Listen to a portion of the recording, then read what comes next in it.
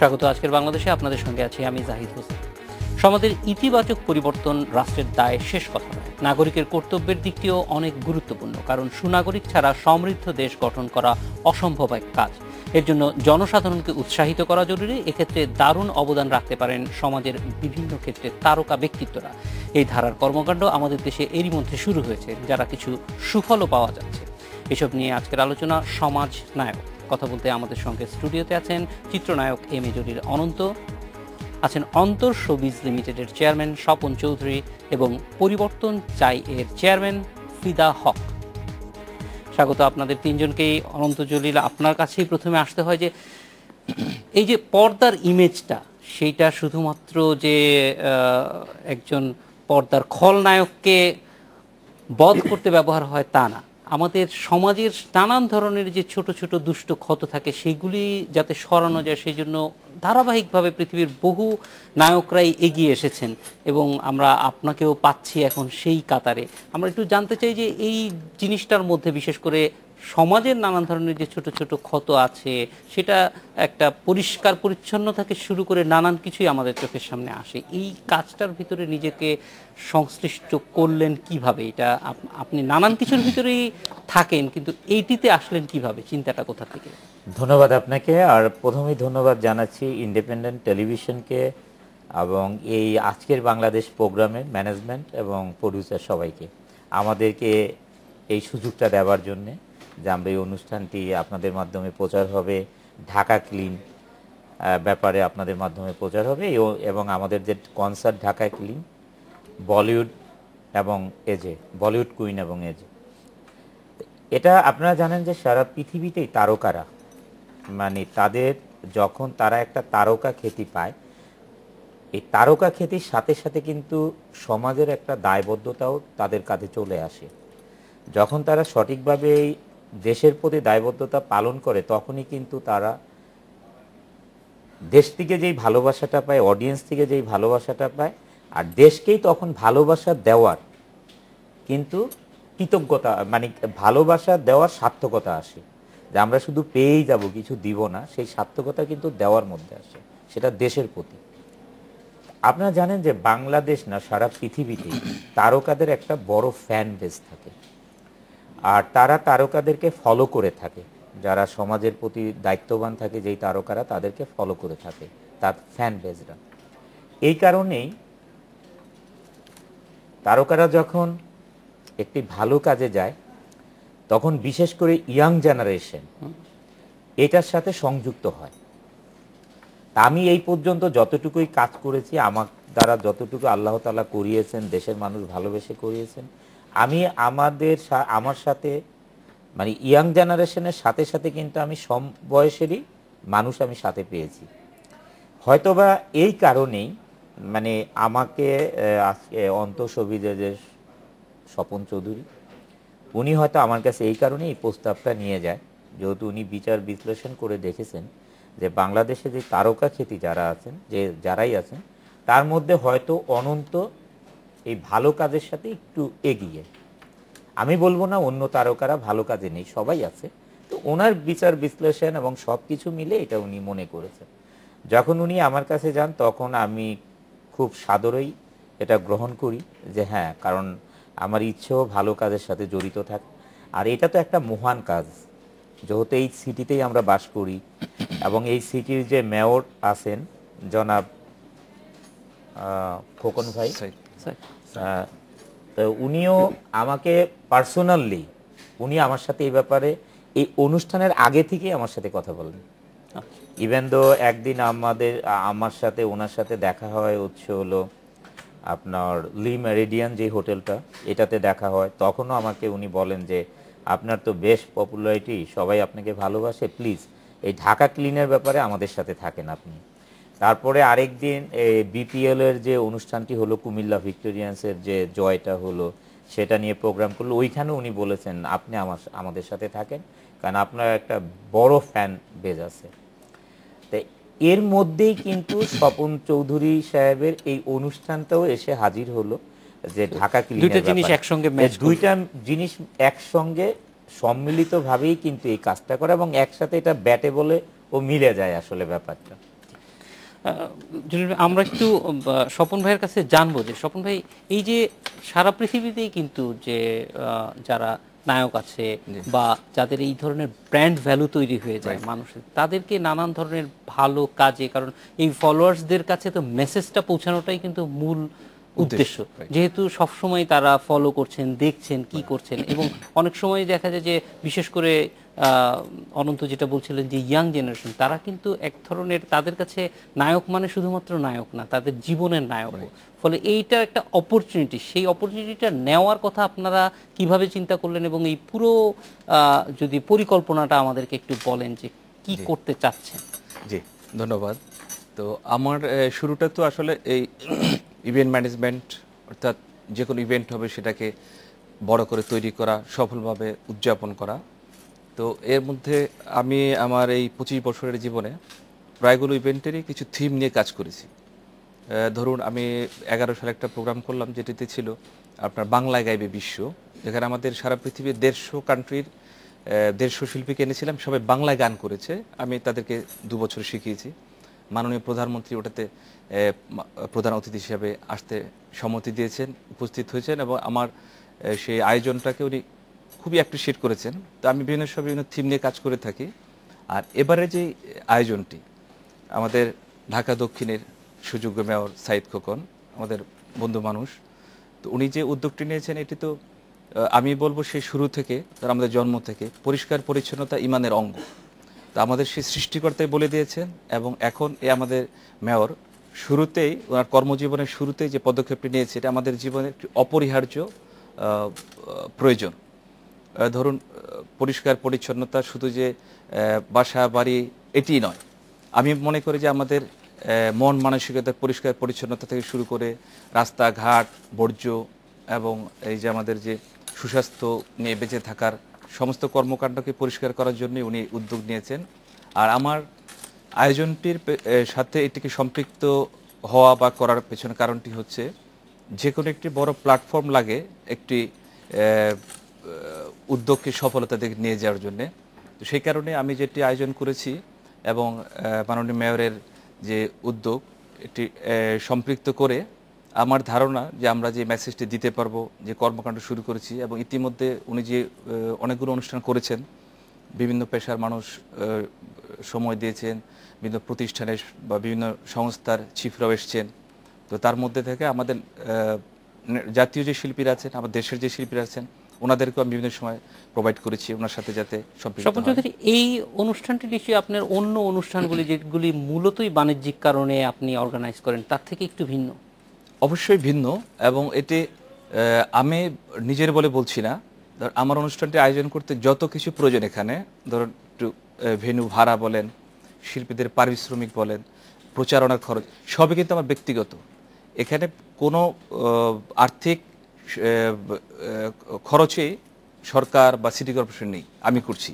তো আমি যদি এটাকে প্রয়োজনীয় এবং আমার দিক থেকে সেবামূলক না ভাবতাম, তাহলে আমি নিজে করতে পারতাম। এবং এটা করতে গিয়ে তো নিশ্চয়ই বুঝতে পারছে যে আমার একটু হলেও কষ্ট বাড়তি হচ্ছে, একটু হলেও এটাকে ওই মাপের করে নিতে। একটা কমার্শিয়াল শো করলে তো আমাকে কমার্শিয়াল চিন্তা করে নিতাম, বাট আমাকে দেশের কথা ভেবে, পরিষ্কার পরিচ্ছন্নতা, আমার মেয়রের উদ্যোগ, সবটা মাথা রেখে কাজ করতে হচ্ছে। তো কাজে এটা কিন্তু একটু জটিলতা, এবং কেউ আপনি যেটা বলেছেন, আপনার এবং আপনার প্রতিষ্ঠানের সেই সামাজিক দায় থেকেই আসছে বলে মনে হচ্ছে। আমরা একটু ফিদা হকের কাছে যাব। ফিদা হক, দীর্ঘদিন যাবৎ শহর দেশ পরিষ্কার করার জন্য এবং একই সঙ্গে মনও পরিষ্কার করার জন্য আপনি অনেক কাজ করছেন। তো এই কাজের মধ্যে যখন দেখা যায় যে একটা বড় গতি আনার জন্য আরও অনেকেও কাজ করছে, এবং বিশেষ করে স্বপন চৌধুরীর যে উদ্যোগ, সেটিকে আপনারা কিভাবে দেখছেন, এবং এটি আপনাদের এই কাজটিকে কতটুকু এগিয়ে নিয়ে যাবে মনে করেন? ধন্যবাদ আপনার প্রশ্নের জন্য। সত্যি কথা বলতে আমি আসলে খুব বেশি জানতাম না স্বপন ভাইয়ের যে বিষয়টা, তবে কিছুটা কথা হয়েছে ওনার সাথে আমার প্রোগ্রাম শুরু হওয়ার আগে। তো এমনিতে আমি যেভাবে মনে করি, বিশেষ করে অনন্ত ভাইয়ের ওই কথাটা, যে আমরা দেখি যে হলিউডের বা বাইরের বড় বড় আর্টিস্টরা একটা খুব বড় সোশ্যাল এজেন্ডা বা সোশ্যাল কজকে টেক আপ করে, এবং করে অভূতপূর্ব সাফল্যও আনতে পারে। যেমন আমি যদি পপ মিউজিক বা রক মিউজিকের ইয়ে থেকে বলি, হিস্ট্রি থেকে বলি, আপনার ওই যে আইরিশ একটা রক ব্যান্ড আছে ইউ2, তার যে লিড ভোকালিস্ট বোনো, ও তো আপনার এই আফ্রিকার উন্নয়নের জন্য যেই অবদান রেখেছে, শুধু গানের মাধ্যমে না, তারপরে একেবারে লবিং করে বিভিন্ন প্রেসিডেন্ট প্রধানমন্ত্রীদের সাথে বসে, সেটা সেটা মানে আমার কাছে খুবই অত্যাশ্চর্য একটা জিনিস মনে হয়। এছাড়া বব গেলডফ ছিল, ওই যে আপনার দুর্ভিক্ষের জন্য ওই যে একটা লাইভ এইড কনসার্টের আয়োজন করেছিল। ফিদাউক, আমাদের রাষ্ট্রের জন্মের সঙ্গেও কিন্তু এই ধরনের একটা বড় কনসার্ট ফর বাংলাদেশ, সেটাও কিন্তু এরকমই একটি স্বতঃস্ফূর্ত আয়োজন ছিল, এবং সেখান থেকে এখন ইউনিসেফও এই ধরনের আয়োজন করছে, বা এই যে ধারাবাহিকতাটা সেটি খুবই গুরুত্বপূর্ণ এবং ভূমিকা যে পালন করে, কারণ বাংলাদেশের স্বাধীনতার কজটা মনে হয় কনসার্ট ফর বাংলাদেশের মতো এত বড় করে আর কোথাও বিশ্বে মানে ওই সময় তুলে ধরা সম্ভব হয়নি। জি জি, অবশ্যই, একদম ঠিক। তবে এখানে যেটা খুব দরকার সেটা হচ্ছে যে মানুষের ওই আস্থার জায়গাটায় পৌঁছতে পারতে হবে, যাতে সবাই বুঝতে পারে যে শিল্পীর বা আর্টিস্টের এই কজটার সাথে যে একাত্মতা, সেটা নিখাদ, এবং সেখানে আসলেই তার একটা সে আছে। এবং এই কারণে আমি দেখি যে নর্মালি যারা যেই ধরনের সেলিব্রিটিরা এই ধরনের কাজের সাথে জড়িত থাকেন, তারা একটা কজকেই চ্যাম্পিয়ন করেন, একটা কজকেই এগিয়ে নিয়ে যেতে চান। এবং আসলে আমি জানি না, আমার সাথে অনন্ত ভাইয়ের আগে থেকে পরিচয় নাই, কিন্তু আমরা নিজেরাও কিন্তু যতটা পারি আমাদের এই দেশটাকে পরিষ্কার করে অভিযানের সাথে শিল্পীদেরকে, তারকাদেরকে কিছুটা হলেও জড়াই। যেমন আমরা ওই ছোট ছোট পপ বক্স তৈরি করি। গত বছর আমার খেয়াল আছে যে সাদি মোহাম্মদ, শিবলি মোহাম্মদ, শামিমা নিপা, অমিতাভ রেজা, চিরকুট, তারপরে অনেকের নাম ভুলেই যাচ্ছি আমি, এনারা সবাই কিন্তু ছোট ছোট ওই যে ভিডিও ক্লিপ, পপ বক্স যেগুলিকে বলি আমরা, করে আমাদের এই দেশটাকে পরিষ্কার করে দিবসের সাথে একাত্মতা ঘোষণা করেছিলেন। অনন্ত, আপনার কাছে আবার ফিরে আসবো, একটা বিরতি নিতে হবে, সময় হয়ে গেছে। বিরতির পর আপনার কাছে যেটি জানতে চাইবো যে এই ঢাকা শহর নিয়ে আপনার চিন্তাটা কি? শুধুমাত্র সিনেমা হল ছাড়াও যে ঢাকা নিয়ে আপনার ভাবনা আছে, সেটা তো এই পরিষ্কার পরিচ্ছন্নতার সঙ্গে যুক্ত হওয়ার মধ্য দিয়ে সেটা একটা প্রমাণ হয়েছে। আমরা একটু জানতে চাই যে ঢাকাটা নিয়ে ভাবনা কি? এখানে শুধুমাত্র যে পরিচ্ছন্নতার সমস্যা তা না, আরও অনেক সমস্যাই আপনার চোখে নিশ্চয়ই পড়ে, সেগুলিও নিশ্চয়ই অ্যাড্রেস হওয়ার দরকার। কি মনে করেন, একটু জানতে চাইবো আপনার মতামত একটা বিরতির পর। আজকের বাংলাদেশে নিচ্ছে একটা বিরতি।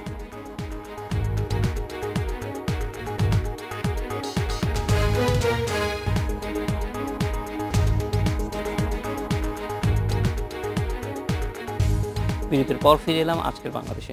অনন্ত, এই ঢাকা শহরেই আপনার বাস, এবং এই ঢাকা শহর নিয়ে নানান রকমের চিন্তা আপনার মধ্যে আছে, সেটা তো অবশ্যই জানাই, কিন্তু একটু জানতে চাই যে সেই চিন্তাগুলি কি শুধুমাত্র পরিচ্ছন্নতা ছাড়াও যে আরো অনেক কিছুই আপনার মাথার ভিতরে প্রেরণা দেয়?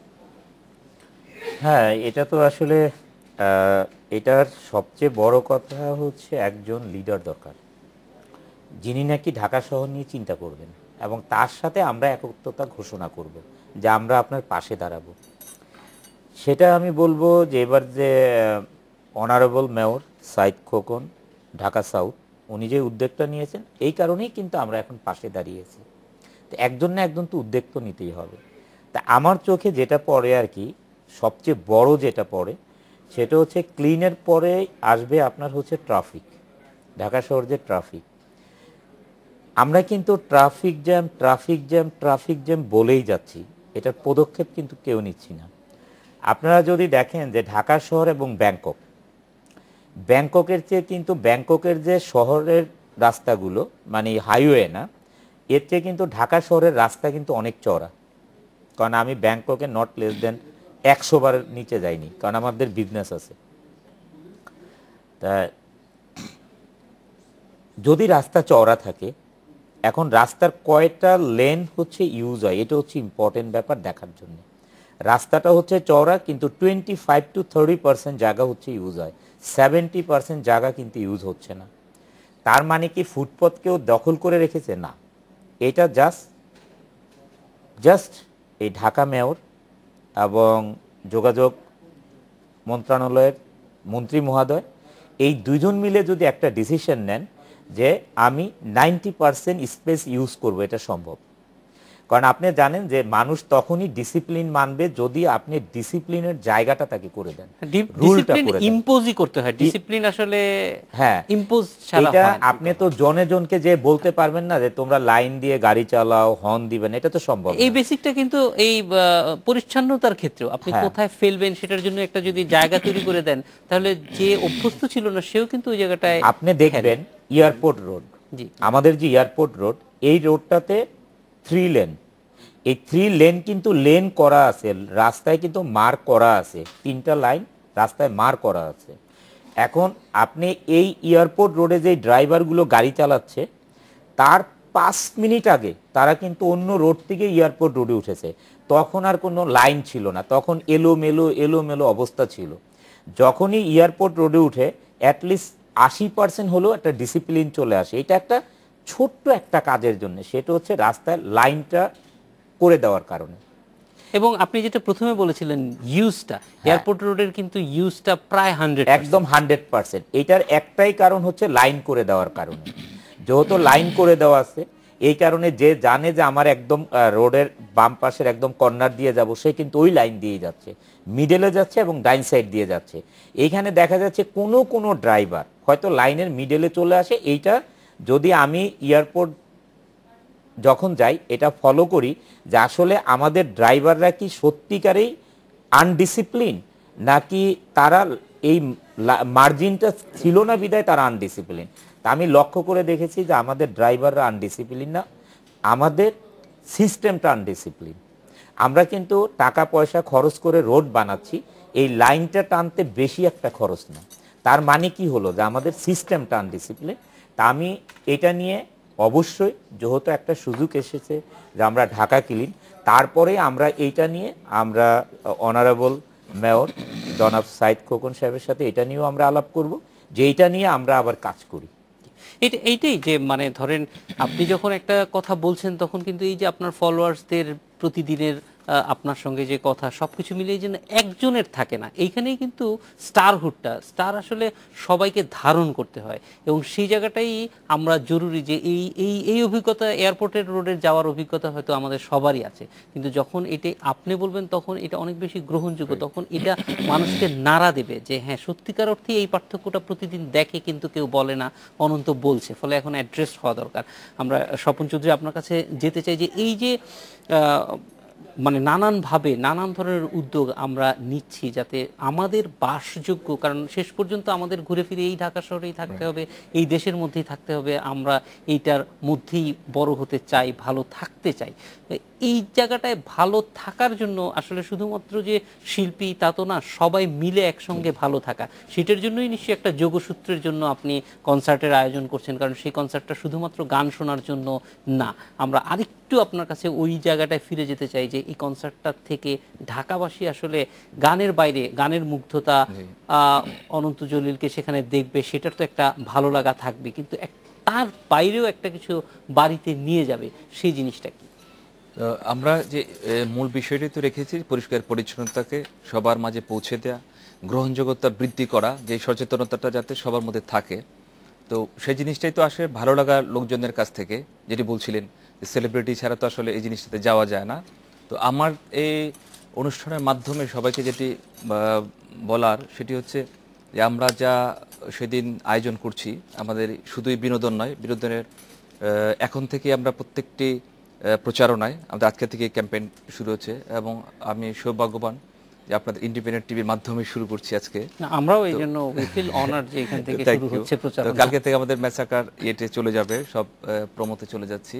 তো আমরা যেটি সব জায়গায় রেখেছি যে ঢাকা ক্লিন 2016 মাননীয় মেয়র মধ্যে যা বলেছেন সেটি যাতে আসলে হয় এবং আমরা ধরে রাখতে পারি। আমাদের ইয়েটা থাকবে প্রত্যেকটা গানের ফাঁকে ফাঁকে আমাদের শিল্পীরাও বলবেন, এবং আমাদের প্ল্যান রয়েছে যে আমাদের কারিনা কাপুরকে বাংলায় বলানো, ঢাকাকে পরিষ্কার রাখুন, পরিবার নিয়ে সুস্থ থাকুন। কারণ আপনার নিশ্চয়ই মনে আছে আমার শাহরুখ খান অনুষ্ঠানেও আমি আমার দেশ সম্পর্কে, আমার জাতির জনক হিসেবে সবাইকেই সে তার অন্তঃস্থল থেকে ভালোবাসা অভিনন্দন জানিয়েছে, শুভেচ্ছা জানিয়েছে। তো আমি এটাই রেখেছি যে আমার এই অনুষ্ঠানের মাধ্যমে যে প্রচারণটা চালাবো গানের ফাঁকে ফাঁকে এবং গানের শেষে, এটি যাতে সবার মনে থাকে এবং এটি নিজে এইটাই ভাবতে হবে যে আসলে এটি আমার নিজের প্রয়োজন, আমার বাচ্চা, আমার পরবর্তী প্রজন্ম, আমার দেশ, আমার সমাজ, সবাইকে পরিষ্কার রাখাটা নিজের দায়িত্ব। এবং যেহেতু আমাদের আয়োজনটি আছে, এটিকে যেন এই না ভুলে যায়, যাতে এটিকে আত্মস্থ করে সকল সময়ের জন্যই আঙিনা থেকে শুরু করে আমার সারা বাংলাদেশকেই, শুধু ঢাকা নয়, সারা বাংলাদেশকে পরিষ্কার পরিচ্ছন্নতা রাখে, এটি আমার আয়োজন দিয়ে আমি ধরে রাখার জন্য আবেদন করব। অবশ্যই আমরাও চাই যে এটি মানুষ ধরে রাখুক এবং আমরা নতুন একটা কোনো কিছু আপনি কাজ করার পান, এই জিনিসটা নিয়ে যেন দীর্ঘদিন কাজ না করতে হয়, পরিচ্ছন্ন হয়ে যায়। ফিদা হক, আমরা এইটা একটু মানে বাংলাদেশের পার্সপেক্টিভ থেকে জানতে চাই যে বাংলাদেশে কিন্তু সেলিব্রিটি এখন অনেক, কিন্তু সেলিব্রিটিদেরকে সামাজিক কাজে রাষ্ট্রীয়ভাবে ব্যবহারের খুব বেশি উদাহরণ আমরা দেখি না। পৃথিবীর অন্যান্য জায়গায় যদি দেখেন, ইউএনের বিভিন্ন সেক্টরে কিন্তু ইউএনএফপিএ, ইউএন সবাই তাদের নানান ধরনের অ্যাম্বাসেডর তৈরি করেন, এইডসের জন্য আলাদা অ্যাম্বাসেডর আছে এবং তারা কিন্তু সারা পৃথিবীতেই কাজ করছেন। এবং এই কাজগুলির ক্ষেত্রে আমরা দেখেছি যে অনেকেই কিন্তু তাদের যে সেলিব্রিটি ইমেজটা, সেটা একটা মানে বলা যায় যে মানে পজিটিভ চেঞ্জের ক্ষেত্রে আপনারাও পরিবর্তন চান, সেই পরিবর্তনের ক্ষেত্রে কিন্তু সারা পৃথিবীতে যারা তারকা আছেন তারা কাজ করছেন, বাংলাদেশের তারকারাও কাজ করছেন। কিন্তু এটাকে আর একটু বড় যদি আমাদের প্ল্যাটফর্ম দিতে হয়, তাহলে অবশ্যই সরকারকে এগিয়ে আসতে হবে এবং সরকারের সেরকম কোনো ধরনের পরিকল্পনা আমরা কখনো দেখি না। কাউকেই সরকারিভাবে এই যে পেট্রোনাইজ করা, তাদের এই বিরাট ফ্যান বেজকে ব্যবহার করা, সেটা হচ্ছে না। কেন মনে করেন?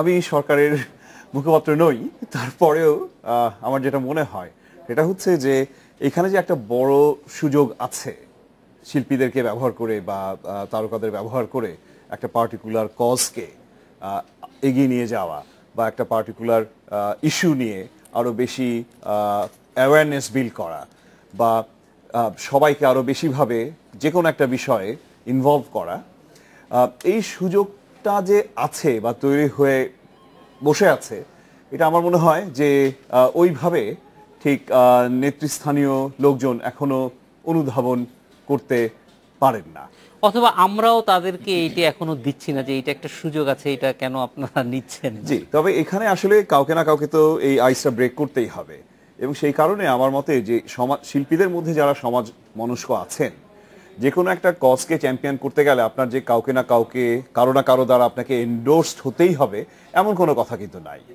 তো আপনারা চাইলেই একটা যে কোনো ভালো কজকে, সেটা ঢাকা শহরে ট্রাফিক জ্যাম হোক বা ঢাকা শহরে পথচারীদের জে ওয়াকিং বন্ধ করা হোক বা ওভারব্রিজ ব্যবহার করা বা আন্ডারপাস ব্যবহার করা বা বাসগুলা ঢাকা শহরে একটা বড় সমস্যা আমরা জানি, ডাবল পার্কিং করে যাত্রী নামানো হয়, ওঠানো হয়।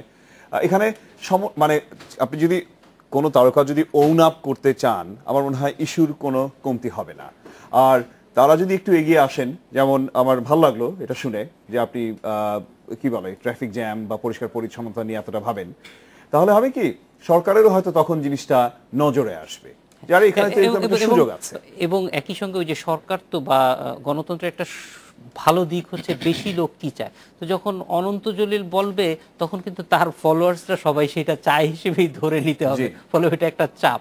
আমরা অনন্ত জলিল আপনার কাছে ফিরে আসবো। এই যে নানান ধরনের কাজ, আপনি ইউএনের সঙ্গেও আছেন, সেটার অভিজ্ঞতা একটু জানতে চাইবো যে এই ধরনের কাজ করাটা কি শুধুমাত্র মনের তাগিদে, নাকি আসলে এইটা থেকে নানান ধরনের পজিটিভ ফিডব্যাকস আপনারা পান? একটা বিরতির পর আপনার কাছে জানবো। আজকের বাংলাদেশে নিচ্ছে আরো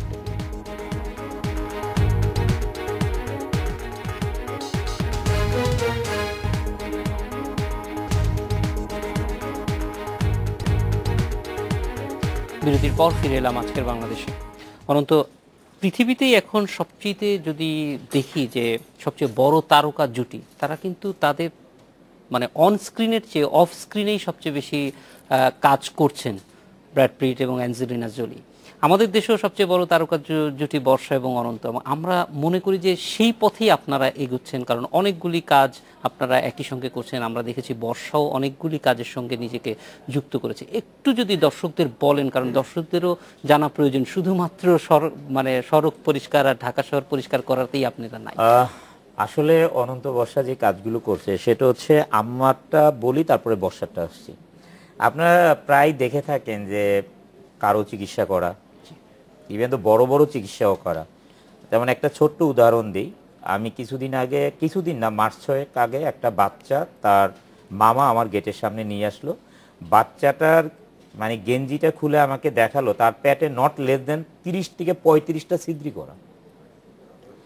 তার ছিদ্রিগুলো হচ্ছে তার ইউরিন পাস করতে প্রত্যেক মাসে 2 বার করে ছিদ্র করা হয় ইউরিন পাস করতে, কারণ তার একটা ভুল অপারেশনের কারণে ইউরিন আর পাস হচ্ছিল না। এটা 3 বছর পর্যন্ত এই কষ্টটা করে। বাচ্চাটার বয়স not more than 10 years, 10 to 11 years. তখন তাদের পাসপোর্ট করা থেকে শুরু করে তার মায়ের এবং ওই বাচ্চার পাসপোর্ট করে তারপরে তাদেরকে চেন্নাইতে সমস্ত খরচ দিয়ে হসপিটালে পাঠানো, তারপরে চিকিৎসা করিয়ে সবচেয়ে ওইখানে আরও 2-1 জন আমার ডাকে সাড়া দিয়েছিল, আমার ফ্রেন্ড, এবং ওনাদেরকে আরেকজন সাহায্য করেছিল। তো সব কিছু নিয়ে কিন্তু উনি শুধু কিছু টাকা দিয়ে বা কোনো কিছু দিয়ে সাহায্য করেছিল। এই যে সব দায়িত্ব নিয়ে তাই পাঠানো, আল্লাহর রহমতে বাচ্চাটা এখন ভালো। তারপরে দেখা গেছে একদিন আমার গেটের সামনে, আমি কিন্তু 1-2টা এক্সাম্পল করছি, এটা মাসে আমার 20 দিনই করতে হয়, আমি জাস্ট এক্সাম্পল। একদিন একটা মহিলা আমার গেটের সামনে আসলো, সাথে একটা ছেলে। যেমন মহিলাটা ইট ভাঙে, অথচ তার বাচ্চা ফার্স্ট ইয়ারে চান্স পেয়েছে ঢাকা মেডিকেলে, তার ছেলে, এবং মেয়েটা ইন্টারমিডিয়েট পরীক্ষা দিয়েছে। তা আপনি চিন্তা করেন, মহিলা কিন্তু ইট ভাঙে, কিন্তু ছেলেটার বক্তব্য হচ্ছে যে আমি ডাক্তার হওয়ার খুব শখ, কিন্তু এখন তো আর সম্ভব না। ওর দায়িত্ব আমি এইভাবে নিলাম যে আনটিল ডক্টর হওয়া পর্যন্ত আমার অফিস থেকে ওর খরচ চালানো হয়, মানে পড়াশোনা। এটা যে 2-1টা এক্সাম্পল। আর এছাড়া তো সবসময় পত্রিকাতে, ইলেকট্রনিক্স প্রিন্টে, মিডিয়াতে দেখতেই পাচ্ছেন যে অনন্ত অলওয়েজ সমাজসেবার সাথেই জড়িত, এরকম শতে ঘটনা। আরেকটা এক্সাম্পল বলি, একটা ভদ্রলোক ফেনী থেকে, এরকম সারা বাংলাদেশ থেকে এখন আমার ফ্যাক্টরির সামনে একটা সকালের এই 10টার থেকে 11টা পর্যন্ত জমা হয়, জানে যে আমি 10টা 10:30টার সময় অফিসে যাই, 11টার মধ্যে যাই। আরেকটা হচ্ছে সন্ধ্যা 6টার থেকে আনটিল আমার বেরোয়া পর্যন্ত জমা হয় আর কি। একবার ফেনী থেকে একটা লোক আসছে, তার রোড অ্যাক্সিডেন্টে পা হাঁটু থেকে কেটে ফেলছে। তার ফ্যামিলিটা মধ্যবিত্ত ফ্যামিলি, কিন্তু ওই একজনই হচ্ছে সংসারের ইনকাম করা। তার একটা খুব সুন্দর একটা ছোট বাচ্চা, মেয়ে 8-10 বছরের হবে, আর ওয়াইফকে নিয়ে আসছে। তাই তার বক্তব্য হচ্ছে যে আমাদের যে এলাকার যে এমপি মহোদয় আছেন, উনি আমাকে বলেছেন 1 লক্ষ টাকা সাহায্য করবেন যদি আমি কারো কাছ থেকে সাহায্য আনতে পারি। তখন তাকে কোন মেডিকেল, আমাদের কোম্পানিতেও ডাক্তার আছেন, গাইনিক ডাক্তার আছেন, তারপরে হচ্ছে মেডিসিন স্পেশালিস্ট আছেন, জেনারেল ডাক্তার আছেন, নার্স আছেন, যেহেতু আমাদের কোম্পানি বেশ বড় কোম্পানি। তো ওইখানকার ডাক্তার দিয়ে আমি আবার ক্লিনিকে পাঠানো, তার সমস্ত কিছু রেডি করা, তাকে হসপিটালে ভর্তি করা, আমি আমাদের কোম্পানি থেকে চিঠি লিখে আমি সিগনেচার করে দেওয়া, এবং আমি যে সিগনেচার করে দিচ্ছি ওনাকে সামনে নিয়ে ছবি তুলে দেওয়া যে তুমিও এমপির কাছে যাও, তাহলে 1 লক্ষ টাকা দিলেও তো একটা উপকার হবে। মানে তার একদম ওই আর্টিফিশিয়াল পাও পর্যন্ত লাগাই দেওয়া। মানে জাস্ট আপনাকে 2-1টা এক্সাম্পল বলা আর কি। এগুলো তো আমি আল্লাহর দয়ায় কন্টিনিউয়াস করে যাচ্ছি, পড়াশোনা, কোনো স্কুল কলেজ, তারপরে মানে মসজিদ মাদ্রাসা, মানুষের চিকিৎসা, এগুলো তো কন্টিনিউয়াস আল্লাহ তাআলা আমাকে দয়া করে করিয়ে নিচ্ছেন। একই সঙ্গে যে একটা প্ল্যাটফর্মের মধ্যে। আর বর্ষা যেটা বলবো আর কি, বর্ষা আরেকটা ভাগ করে নিয়েছে যে তুমি এগুলো করো, আমি আরেকটা সাইডে করি।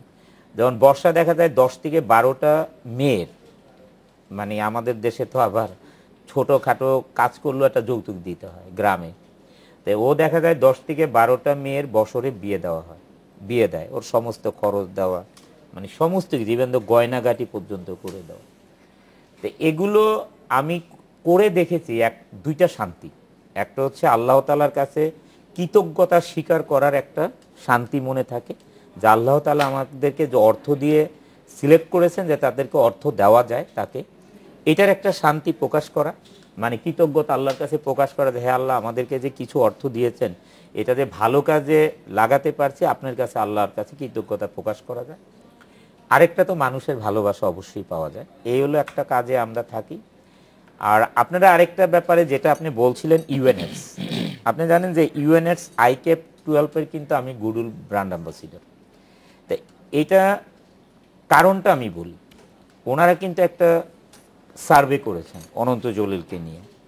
ওনাদের সার্ভে রিপোর্টটা যেটা ছিল যে বাংলাদেশে লাস্ট ইভেন দো 2-3 বছরের আগের কথা বলি, প্রায় ইলেকট্রনিক্স প্রিন্টিং মিডিয়াতে আসতো যে এডুকেটেড জেনারেশন ড্রাগ এডিক্টেড হয়ে যাচ্ছে। আপনারা লাস্ট এই 2 বছর ধরে আপনারা যদি আগের 5 বছর মানে 2 বছরের আগের 5 বছর যদি আপনারা নিউজগুলো দেখেন আর এই গত 2 বছরের নিউজ দেখবেন 10% নেমে আসছে। এটার কারণটা কি? এটার কারণটা হচ্ছে আমার একটা টার্গেট ছিল যে আমি এই এন্টারটেনমেন্টের মাধ্যমে আমি সমাজকে, ইয়াং জেনারেশনকে মেসেজ দিতে চাই যে ডোন্ট ওয়েস্ট ইউর টাইমটাকে ভালো কাজে লাগাও, গুরুজনকে শ্রদ্ধা করো, বাবা মাকে শ্রদ্ধা করো, তাদের স্বপ্ন আছে, এই স্বপ্নটা পূরণ করো। তারা তোমাদের কাছে ভাত মাছ চায় না, তারা চায় আমার বাচ্চাদেরকে আমি মানুষ করেছি, তারা যে আমাদেরকে শ্রদ্ধা করে এবং দেশের প্রতি কাজে লাগে। আজকে আপনি দেখেন, আজ থেকে যদি 5 বছরের আগের ঘটনা দেখেন, বাংলাদেশের টিভিসি যতগুলো হতো শতকরা 80টা যেত হচ্ছে মুম্বাই এবং চেন্নাইতে পোস্ট প্রোডাকশন করতে, এখন শতকরা 80টা হয় বাংলাদেশে। এরা কারা করে? এই আমার এর থেকে ইন্সপায়ার্ড হয়ে তারা কিন্তু বিভিন্ন ইয়াং জেনারেশন এখন বাংলাদেশে এই ভিজুয়াল কাজগুলো এখন নিজেরা করে, ফ্রেন্ড সার্কেল মিলে এই ছোট ছোট অফিস নিয়ে, বাসা বাড়িতে কম্পিউটার নিয়ে এই ভিজুয়াল কাজগুলো করছে, ওরা এফেক্টের কাজগুলো করে। ইভেন দা আমার এগুলো খুব ভালো লাগে। তো এই যে একটা ইন্সপায়ার্ড করা তাদেরকে ভালো করার জন্যে, এটার জন্যে হোয়াই নিড এন্টারটেনমেন্ট, এটা তো আপনিও মাইক দিয়ে বলতে পারেন, সেমিনার করে বলতে পারেন, এই কথাগুলো না তাদের কাছে এতটা গ্রহণযোগ্য হয় না। কেন গ্রহণযোগ্য হয় না? সারাক্ষণ বাবা মা বলে, স্কুলে গেলে টিচার বলে, এইখানে আমাদের শ্রদ্ধেয় গুরুজনরা বলে, আসলে এইগুলো না বেশি একটা গ্রহণযোগ্য তাদের কাছে নাই। যখন কোনো স্টার বলে, যেটার কারণে নাকি সারা পৃথিবীতে সমাজসেবকমূলক কাজগুলোতে কেন স্টারদেরকে নেওয়া হয়, যেটা আপনি নিজেও বলেছেন যে তাদের কথাগুলো তাদের ফ্যানরা, তাদের ভক্তরা মানে সোল থেকে নেয়, একদম মন থেকে নেয়, যে না আমি ওনাকে ভালোবাসি, উনি এই কাজটা করছে, উনি খুবই ভালো মানুষ, উনি এই কাজটা করছে, আমি ওয়াই নট, আমি এটার সাথে যুক্ত হব। সো দ্যাটস ওয়াই সব পৃথিবীতে সব জায়গাতেই স্টারদেরকেই ভালো কাজে নেয়। আর সেইটারই প্রতিফলন আজকে আমাদের যে ঢাকা মেয়র দক্ষিণ সাইদ খোকন ভাই, উনি কিন্তু তার সাফল্যটাই এই ইয়েদের মানে সেলিব্রিটি সাফল্যটাকেই উনি কাজে লাগাতে চাচ্ছেন, যে Dhaka clean concert, Bollywood queen এবং এজে উনি কিন্তু এই সাফল্যটাকে নিয়ে চিন্তা করেছেন এবং এই সাফল্যটাকে কাজে লাগানোর জন্যই কিন্তু এই অন্তঃসবিদের স্বপন ভাইয়ের সাথে উনি কথা বলেছেন। পরন্তু আমরা একটা বিরতিতে যাব, বিরতির পর স্বপন চৌধুরী আপনার কাছে আসবো যে 12 তারিখের আয়োজনটা সম্পর্কে যদি একটু সংক্ষেপে জানান, যে কি ধরনের আয়োজন এবং সেখানে ঢাকাবাসীদের কারা আসতে পারবেন এবং কারা পারবেন না, যারা পারবেন না তাদের জন্য কি ব্যবস্থা থাকছে। একটা বিরতির পর আজকের বাংলাদেশে যাচ্ছে আর একটি বিরতি।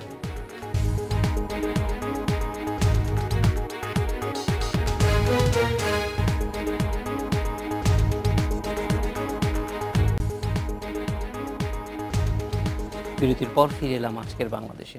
স্বপন চৌধুরী আপনার কাছে একটু জানতে চাই 12 তারিখে কনসার্টটা নিয়ে খুব সংক্ষেপে। জি, আমার আয়োজনটি বরাবর মতোই চমকপ্রদ থাকবে। আর আয়োজনটি যেহেতু আমি পুরান ঢাকার লোক, আমাদের মাননীয় মেয়র সাইদ খোকন পুরান ঢাকার লোক, সেই কারণেই পুরান ঢাকাবাসীদেরকে একাত্ম করে আমাদের ভালোবাসা প্রকাশ করার জন্য বিনোদনটি ওইদিকে নিয়ে গিয়েছি। এবং এখানে আমি যেটি করেছি খুব সহজলভ্য, বাংলাদেশের রেকর্ড ব্রেক যেই কনসার্টটি হচ্ছে মাত্র 1000 টাকার টিকিটও দেখতে পাচ্ছি বড় কনসার্টটি। যেহেতু এটা বাণিজ্যিকভাবে দেখছি না, সে কারণে যেহেতু আমাদেরকে প্রচার করতে হবে, স্লোগান দিতে হবে, সবাই আসতে পারে, সে কারণে খুব অল্প পরিসর প্রাইস রেখেছি, 1000 টাকা, 1500 টাকা, 3000 টাকা, এর মধ্যে সবাই দেখতে পারবে। এবং আয়োজনটি দেখার জন্য সবাইকে আমন্ত্রণ রইল। এবং আয়োজনের পেছনে যে মেন আমাদের উদ্দেশ্যটি, সেটি যাতে সফল হয়, যে আমরা পরিষ্কার পরিচ্ছন্নতাকে সামনে রেখে ঢাকাকে ফুল ক্লিন করতে পারি, এই আবেদনটি থাকবে আমার এই আয়োজন। বেশিরভাগ আয়োজনের ক্ষেত্রে আমরা কিন্তু এই সাফল্যের ভিতরে এইটাও চাই যে আপনারা প্রতি বছর এই আয়োজন করুন। আপনার ক্ষেত্রে আমি চাই যে আর যেন আপনার এই আয়োজন করতে না হয়, এটাই যেন শেষ আয়োজন হয়, কারণ এটার প্রয়োজনীয়তা যেন ফুরিয়ে যায়। ফিদা হক, আপনার কাছে আসবো। বহুদিন যাবত আপনি কাজ করছেন এবং আমরা জানি যে দেশটাকে পরিষ্কার করি আন্দোলনের যে একটা অনেক দিন যাবতই চলছে, এখন কি পর্যায়ে আছে, কতটা জায়গা? এখন এটা সারা দেশে, আপনারা শুনে খুব খুশি হবেন, এখন এটা সারা দেশে ছড়িয়ে পড়েছে। আমাদের যে দেশটাকে পরিষ্কার করি দিবস পাওয়ার যে আন্দোলন, সেটা এই বছর আমার মনে হয় অনেকটাই পূর্ণতা পেয়েছে আগের বছরগুলোর তুলনায়। 64টা জেলাতেই, প্রত্যেকটা জেলা সদরে এবং অনেকগুলো উপজেলা সদরেও, এবং এই উপজেলাগুলির মধ্যে আমি আজকে দেখলাম লিস্ট, তেঁতুলিয়া উপজেলাও আছে, টেকনাফ উপজেলাও আছে। টেকনাফ থেকে তেঁতুলিয়া, তেঁতুলিয়া থেকে টেকনাফ, প্রত্যেকটা জায়গাতেই হাজার হাজার তরুণ তরুণী রাস্তায় নামবে সকাল 11টা থেকে। এই তরুণ তরুণীরা কি প্রত্যেকেই স্বেচ্ছাসেবী হিসেবে এসেছে নাকি অন্য কোনো ভাবে? এরা প্রত্যেকেই স্বেচ্ছাসেবী। আমাদের এখানে এটা কিন্তু একটা বিরাট বড় শক্তির জায়গা। এটা একটা বড় শক্তির জায়গা পরিবর্তন চায়ের। তারা আমাদের এই গত দীর্ঘ কয়েক বছরের যে অক্লান্ত পরিশ্রম এবং তাদেরকে নিয়েই কিন্তু তাতে তারা এখন বিশ্বাস করে, তাতে তারা শরিক হতে চায়। আর এখানে আরেকটা কথা বলি ভুলে যাওয়ার আগে, আমাদের এই দেশটাকে পরিষ্কার করে দিবসে কাউকে যে আমাদের সাথে রাস্তায় নেমে এসেই কাজটা করতে হবে এমন কিন্তু কোনো কথা নাই।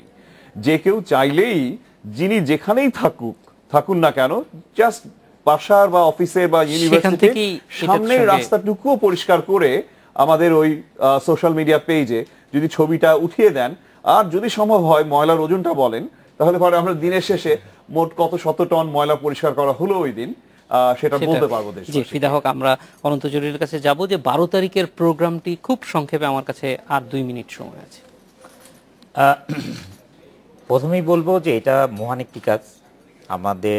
আমাকে এই প্রোগ্রামে নেওয়ার জন্য আমি কৃতজ্ঞতা প্রকাশ করি স্বপন ভাইয়ের কাছে এবং জনাব মেয়র সাইদ খোকন ভাইয়ের কাছে।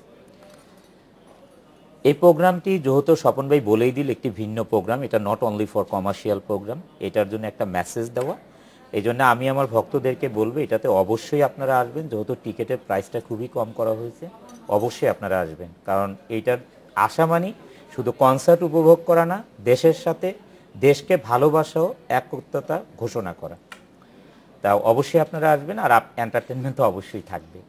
আর দেশটাকে পরিষ্কার করি, আপনারা জানেন যে এটা 6 তারিখে ঢাকা এবং ঢাকার অন্য অন্য জায়গায় এবং সারা বাংলাদেশে এটার একটি উদ্যোগ নেওয়া হয়েছে এবং সেটার উদ্যোগ নিয়েছেন ফিদা হক, এবং আমিও এটার সাথে একত্রতা ঘোষণা করি। এবং 6 তারিখে আমি এবং আমার সাথে অবশ্যই বর্ষা থাকবেন ধানমন্ডিতে রবীন্দ্র সরোবরে। আমরা অবশ্যই থাকবো 1টার সময়। আপনারা যারা আমার ফ্যান আছেন অবশ্যই আমাদের সাথে আসবেন, দেশকে ভালোবাসুন, দেশের সঙ্গেই থাকবেন ইনশাআল্লাহ। অনন্ত অনেক ধন্যবাদ। আমরাও আশা করি যে এই ভালোবাসার একটা প্রকাশ পরিষ্কার পরিচ্ছন্ন থেকে পরিষ্কার পরিচ্ছন্ন করে আমরা সবাই নিজের জায়গাটি করতে পারলে তাহলে সারা দেশটি পরিষ্কার হয়ে যায়। আমরা চাই যে এই ধারাটি সবার মধ্যে থাকুক। আজকে আপনাদের 3 জনকেই অনেক ধন্যবাদ আমাদের সঙ্গে যোগ দেওয়ার জন্য। আপনাকে অনেক ধন্যবাদ। এই ছিল আজকের বাংলাদেশে। দেখা হবে আগামী রোববার একই সময়ে। শুভরাত্রি।